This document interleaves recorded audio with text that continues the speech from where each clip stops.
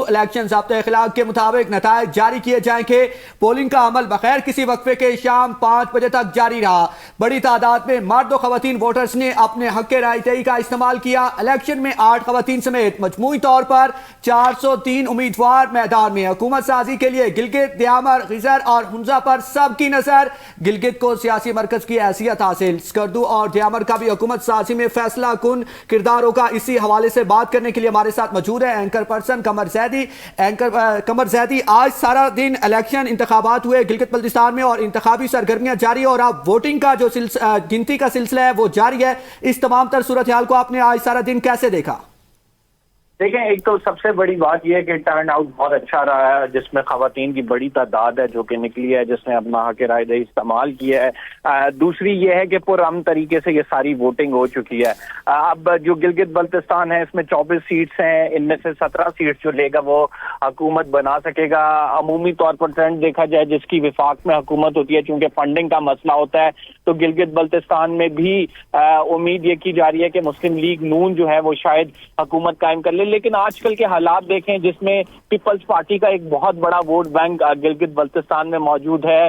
کچھ individual candidates ہیں، کچھ ایسے حلقے ہیں جہاں پہ پی ٹی آئی کی سپورٹ ہے یا مجلس وحدت المسلمین کی سپورٹ ہے، تو ایسے میں کنسیڈر یہ ہو رہا ہے کہ شاید مخلوط حکومت جو ہے وہ قائم کی جائے۔ البتہ یہ ساری باتیں قبل از وقت ہیں، جیسے ہی انتخابات کے ریزلٹس آئیں گے اور ہمیں پتہ لگے گی کہ کون سی پارٹی کی کیا پوزیشن ہے تو ہم بہتر طریقے سے اس پر انالیسس کر سکیں گے۔ لیکن ابھی بھی جو مسلم لیگ نون کے سینئر رہنما سے بات ہو رہی تھی، جو کہ اثر و رسوخ رکھتے ہیں، جنہوں نے کیمپیننگ وہاں پہ کی، تو وہ یہ بتا رہے ہیں کہ اگر ہمیں مخلوط حکومت قائم کرنی پڑی تو ہم پیپلز پارٹی کو اپنا کولیشن پارٹنر جو ہے وہ رکھیں گے۔ تو اس کا مطلب یہ ہے کہ گلگت بلتستان کے جو انتخابات ہیں اس میں ایکسپیکٹ یہ کیا جا رہا ہے کہ کولیشن جو ہے گورنمنٹ بنے گی، لیکن پیپلز پارٹی یہ کلیم کرتی ہے چونکہ وہاں پہ انہوں نے تقریباً 24 سیٹوں پہ اپنے جو کینڈیڈیٹس اتارے ہوئے ہیں، وہ کہتے ہیں کہ ہمارا ووٹ بینک زیادہ ہے، ہم اکثریت کے ساتھ جو ہے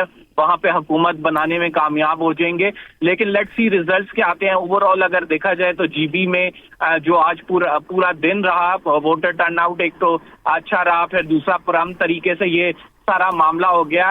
اگر آپ 2009 سے جب لیجسلیٹو اسمبلی بنی ہے اس کو اینالائز کریں تو آپ کو معلوم ہو جائے گا کہ پہلے یہاں پہ پیپلز پارٹی کی حکومت بھی رہی ہے، پھر مسلم لیگ نون کے حافظ حفیظ الرحمان آ گئے، پھر پی ٹی آئی نے خالد خورشید صاحب نے اپنی جو ہے حکومت قائم کی۔ تینوں بڑی پارٹیاں یہاں پر حکومت کر چکی ہیں اور ان کا سب سے بڑا مطالبہ جو ہے وہ آئینی حیثیت صوبے کو دینے کا ہے۔ تو لیٹ سی پیپلز پارٹی سے دعوے کے ساتھ اتری ہے، مینیفیسٹو انہوں نے یہ دیا ہے کہ ہم یہاں پر جو ہے وہ صوبہ گلگت بلتستان کو بنائیں گے، جس پر ہمیں پتہ ہے کہ کشمیر کی ہماری کوئی پوزیشن بھی کمپرومائز ہو جاتی ہے، لیکن ابھی یہی خیال ہے کہ عبوری طور پر اس کو شاید مسلم لیگ نون صوبے کا اسٹیٹس پیپلز پارٹی کے ساتھ مل کر دے دے اگر مخلوط حکومت قائم ہو جاتی ہے۔ دوسری بڑی جو ٹورزم انڈسٹری ہے جس کا تقریباً 400 ملین ریونیو جنریٹ ہوا ہے، جو پچھلی دفعہ کی نسبت بہت زیادہ ریونیو کنسیڈر ہو رہا ہے، اس کو فروغ دینے کے لیے، انفراسٹرکچر کو فروغ دینے کے لیے مینیفیسٹو دیے گئے ہیں پارٹیز کی جانب سے۔ لیٹ سی کیا صورتحال بنتی ہے، گلگت بلتستان کی عوام کس کو سلیکٹ کرتی ہے۔ جی قمر، ساتھ ہی رہیے گا۔